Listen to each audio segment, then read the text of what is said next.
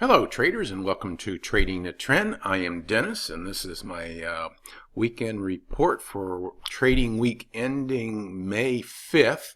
And right now I am looking at the S&P 500, and you can see we had, focus in a little bit, we had a little bit of an up week, and we're still inside this trading range, but we did get a new all-time closing high. And we actually closed right at the very high of the week to the penny. You don't see that very often. So we'll be starting the new week expecting to see the S&P break the $2,400 barrier. With the French election going the way of, what's this guy's name, Macron, we'll probably continue to see a rally in stocks as the Ponzi scheme continues with the globalists in charge. Other things to look at, the S&P 500, or excuse me, the Dow, it's still stuck in its range, but it did have a little bit of an up week. I would expect this to continue to move forward. We have the NASDAQs are hitting all-time high. Everything in the NASDAQ is on fire right now. NASDAQ 100, same situation. One area I don't cover too much, but maybe we should start looking at it more often, is the cryptocurrencies. And here is Bitcoin, or Bitcoin I should say, and it had a huge up week. Matter of fact, since this pullback right here, or I should say this pullback right here at the beginning of the year, this thing's up like 50%. So huge move in all the cryptocurrencies across the board. These things are really in play right now. Oil, we had a big reversal on Friday in oil. And if we look at this on the daily, there we go. Yeah, nice big reversal candle on Friday. So maybe this down move in the oils is over, and we might see energy get an uptick, although it's very much oversold. So this could just be an oversold bounce. Other things to look at here. We'll look at our commodities. Let's get back to the weekly charts. Gold had an ugly down week. Silver, same thing in a row, 3 weeks in a row. Now on silver, it was down 14 days in a row, and on Friday it finally broke that streak. Not exactly a reversal candle, so we'll just have to see if this is the end of this down move.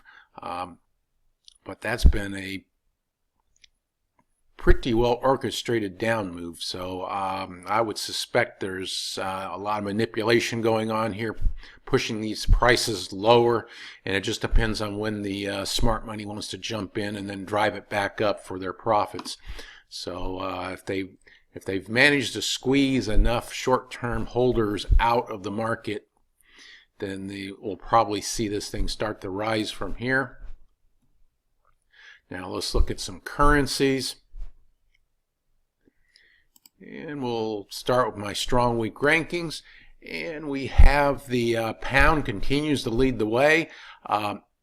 Aussie has fallen to last place. The CAD had been holding that spot for quite some time, but the CAD had a pretty good move on the advancement of oil prices. So and the euro continues. I thought the euro was going to pass the CAD on Friday, but or excuse me, the euro was going to pass the pound on Friday, but the pound held its ground. Now we'll just have to see how much effect the French elections have on the euro itself. But the pound has been leading the way among the three European currencies you see here, ranked first, second, and third. So we'll see if that continues. And now let's look at some currency pairs themselves. We have the euro, US dollar, still stuck in that forever range. Actually 4 up weeks in a row with 3 good up moves. And of course this thing finishes right at its high for the week. Now we'll have to see with the French election, could it be one of those situations where it's buy the rumors, sell the news, to where now we know where the election results are going to be? Will people go ahead and sell here? That will be something of concern that we'll have to watch out for.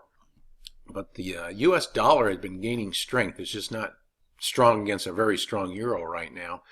And look at some other things. We have the Aussie U.S. dollar, and of course that has been heading down.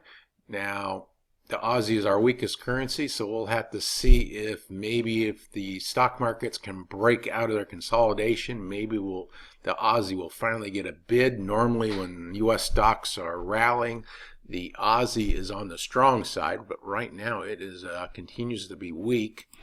And let's look at U.S. dollar yen, and this has had 3 up weeks in a row, so that is looking pretty good as the yen is starting to fall.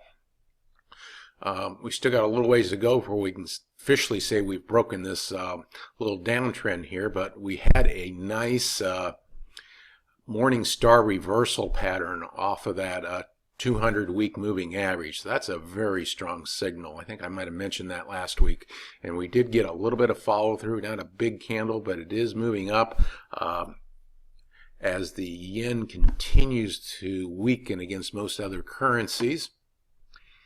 And let's look at some of our top strong week trades. Now, I had mentioned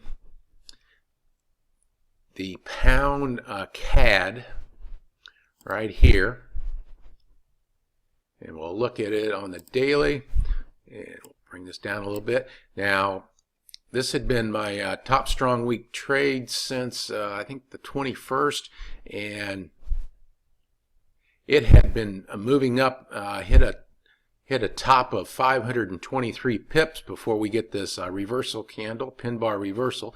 So I would be a little cautious about this, because this could mean the end of this. And if you're not already out of this trade, you just have to decide how much you're willing to take on a loss if this continues to pull back. But that does look like a reversal.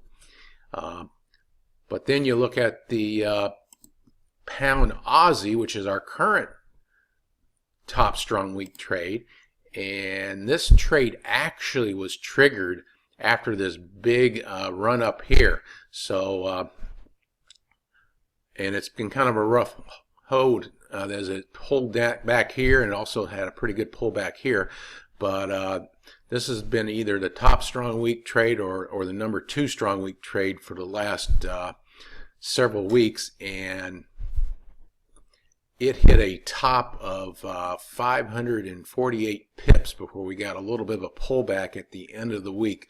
So this one's still in play, but just got to look at that pullback. I probably would not want to hang on to this thing if it went below the low here.